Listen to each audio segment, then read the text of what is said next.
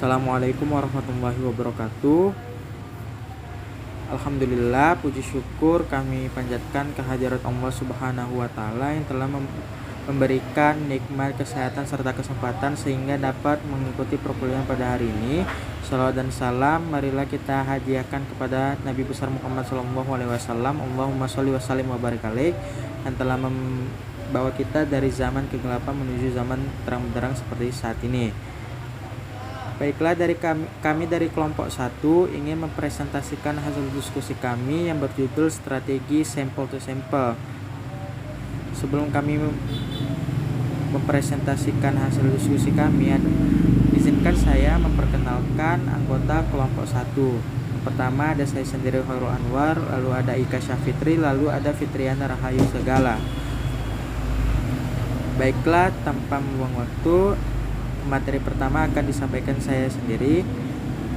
Saya sendiri di sini akan menjelaskan mengenai pengertian strategi pembelajaran dan pengertian strategi sample to sample. Pertama ialah strategi pembelajaran. Strategi pembelajaran berasal dari dua kata, yaitu strategi dan pembelajaran. Strategi sendiri berasal dari bahasa Latin, yaitu strategia, yang artinya seni penggunaan rencana.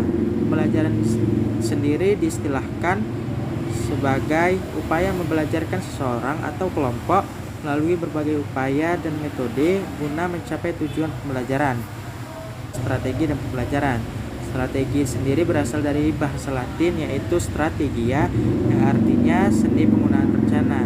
Pembelajaran sendiri diistilahkan sebagai upaya membelajarkan seseorang atau kelompok melalui berbagai upaya dan metode guna mencapai tujuan pembelajaran. Jadi strategi pembelajaran ialah seni penggunaan rencana dalam upaya membelajarkan seseorang atau kelompok guna mencapai tujuan pembelajaran. Yang kedua ialah pengertian strategi sample to sample. Strategi sample to sample sendiri ialah model pembelajaran menggunakan gambar sesuai dengan kompetensi dasar. Sample to sample sendiri merupakan teknik yang digunakan untuk mempercepat pemahaman konsep pada siswa. Model ini bertujuan membantu siswa dalam mengklasifikasikan atau menjelaskan konsep yang ada pada gambar sesuai dengan materi yang sedang diajarkan atau yang sedang dipelajari. Strategi ini pada dasarnya lahir dari strategi konseptual, yaitu di mana strategi ini berusaha untuk mengaitkan pelajaran dengan sesuatu di dunia nyata. Mungkin itu saja yang dapat saya sampaikan. Materi selanjutnya akan dijelaskan oleh saudari Ika Syafitri. Baiklah, di sini saya akan menyampaikan tentang langkah-langkah model pembelajaran sampel to sampel. Adapun menurut Agus Suproyono yang menjelaskan tentang langkah-langkah model pembelajaran sampel to sampel adalah 1. Guru mempersiapkan gambar-gambar yang sesuai dengan tujuan pembelajaran. 2. Guru menempelkan gambar di papan tulis atau melalui proyektor. 3. Guru memberikan petunjuk dan memberi kesempatan kepada siswa untuk memperhatikan atau menganalisa gambar. Berdasarkan langkah-langkah di atas, dapat disimpulkan bahwa dalam menerapkan model pembelajaran sampel to sampel yang sesuai dengan pembelajaran, kemudian menggunakan kelompok-kelompok kecil yang mempraktekkan proses pembelajaran dengan menggunakan model sampel to sampel. Ada juga menurut Lestari yang mengemukakan langkah-langkah model pembelajaran sampel to sampel antara lain yaitu 1. Guru mempersiapkan gambar yang merupakan contoh dari gambar materi pembelajaran. 2. Guru memberi petunjuk dan memberi kesempatan kepada siswa untuk memperhatikan gambar dan untuk menentukan mana gambar yang termasuk contoh atau bukan contoh dari materi yang telah disajikan. Ketiga, siswa mendiskusikan hasil analisis gambar dengan siswa lainnya. Selain itu, saya di sini juga menjelaskan tentang kelebihan dan kekurangan model pembelajaran sampel to sampel. Kelebihan dari model pembelajaran sampel to sampel antara lain yaitu 1. Siswa lebih kritis dalam menganalisa gambar. 2. Siswa menganalisa gambar. 2. Siswa mengetahui dari materi berupa contoh-contoh gambar. Ketiga, siswa diberi kesempatan untuk mengemukakan pendapatnya. Keempat, siswa memiliki pemahaman lebih untuk memperoleh atau memperluas pemahaman konsep yang telah diberikan oleh guru. Selain itu, ada juga menurut Istani kelebihan dari model pembelajaran sampel to sampel yaitu 1. Pembelajaran lebih menarik. 2. Siswa lebih cepat memahami pembelajaran. 3. Dapat meningkatkan daya nalar siswa. 4. Dapat pembelajaran yang lebih. Selain itu, ada juga kekurangan pembelajaran sampel to sampel antara lain 1. Tidak semua materi dapat disajikan dalam bentuk gambar. Contohnya materi pembelajaran Al-Quran Hadis. Di dalam materi pembelajaran Al-Quran Hadis, tidak banyak yang menyangkut tentang gambar-gambar dalam pembelajaran tersebut.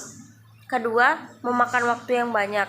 Adapun berdasarkan kekurangan model pembelajaran sampel to sampel ini, dapat disimpulkan bahwa kekurangan model sampel to sampel ini terdapat pada pemahaman kognitif peserta didik.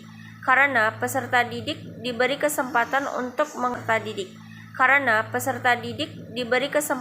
untuk mengemukakan pendapatnya secara pribadi dan berpikir kritis melalui pengalaman-pengalaman yang ada atau melalui contoh-contoh yang telah diberikan oleh pendidik. Sekian dari saya. Bismillahirrahmanirrahim. Assalamualaikum warahmatullahi wabarakatuh. Saya Fitriana Rahayu Sagala akan menjelaskan mengenai materi selanjutnya tentang pembahasan sampel to sampel.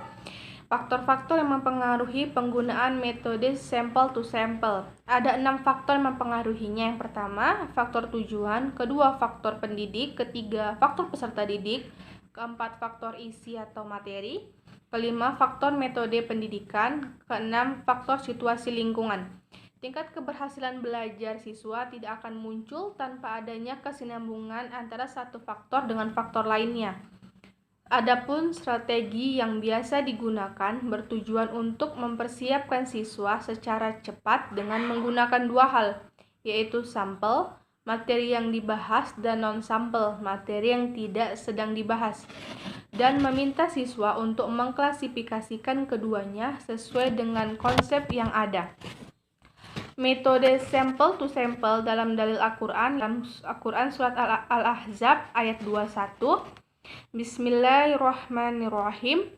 Laqad kana lakum fi Rasulillahi uswatun hasanatun liman kana yarjullaha wal yawmal akhir wa zakarallaha katsira. Yang artinya, sungguh telah ada pada diri Rasulullah itu suri tauladan yang baik bagimu, yaitu bagi orang yang mengharap rahmat Allah dan kedatangan hari kiamat dan yang banyak mengingat Allah. Metode modifikasi pada mata pelajaran mengenai sampel to sampel adalah pertama, guru menulis topik pembelajaran. Kedua, guru menulis tujuan pembelajaran. Ketiga, guru membuat kelompok. Keempat, guru menampilkan gambar. Kelima, guru meminta setiap kelompok membuat rangkuman mengenai gambar tersebut. Keenam, setelah itu meminta masing-masing kelompok presentasi. Ketujuh, peserta didik melakukan diskusi. Kedelapan, guru memberikan penguatan diskusi. Contoh penerapan metode sampel to sampel pada mata pelajaran Al-Quran Hadis akan dibahas mengenai materi tajwid dengan cara pertama, guru menulis topik pembelajaran mengenai tajwid. Guru menulis topik pembelajaran mengenai tajwid. Kedua, guru menulis tujuan pembelajaran tersebut. Ketiga, guru membuat kelompok yang terdiri dari 6 atau 7 orang. Keempat, guru menampilkan gambar seputar mengenai tajwid. Kelima, guru meminta setiap kelompok membuat rangkuman mengenai gambar tersebut dan guru mengawasi setiap kelompok. Keenam, Setelah itu meminta masing-masing kelompok mempresentasikannya mengenai tajwid dan hukum-hukum yang ada pada gambar tersebut. Ketujuh, peserta didik melakukan diskusi terhadap kelompok lain, apakah ada kesalahan atau apakah ada kekurangan. Ke-8, guru memberikan penguatan diskusi berupa inti dari materi dan membenarkan jika ada dari diskusi kelompok yang salah. Sekian penjelasan dari saya. Wassalamualaikum warahmatullahi wabarakatuh.